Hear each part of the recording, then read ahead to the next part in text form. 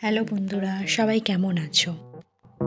তো অনেক দিন পর চলে এলাম আরও একটা ইউনিক ডিজাইনের কেক নিয়ে। যদিও তোমরা ফার্স্টে দেখেছো এটা কী কেক ছিল, এটা একটা সিম্পল ডিজাইনের ডল কেক।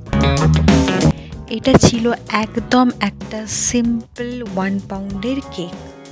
তো আমরা সেম প্রসেস ফলো করে সবগুলোকে স্টেপ বাই স্টেপ স্লাইস কেটে নেব। তারপর প্রত্যেকটা লেয়ারে ভালো করে ক্রিম দিয়ে আমি আধা ঘন্টার জন্য ক্রাম কোট করে ফ্রিজে রেখে দেব।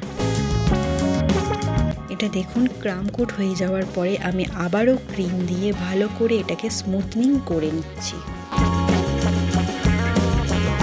এরপর আমি রেড আর স্কাই কালার নিয়ে ডলের ড্রেসটা বানিয়ে নেব। দেখতেই পাচ্ছেন কিভাবে আমি ডলের ড্রেসটা ডিজাইন করছি।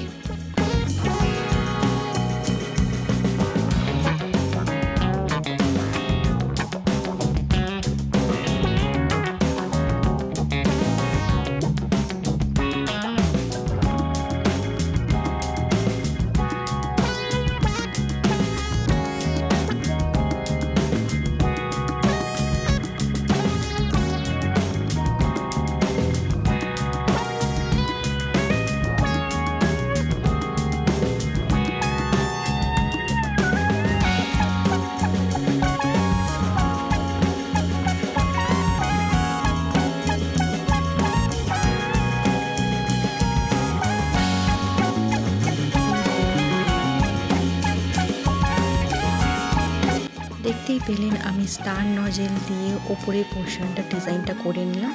এবারে আসছে আমার ফেভারিট পার্ট, যেটা হলো ড্রেসটাকে ডেকোরেশন করা।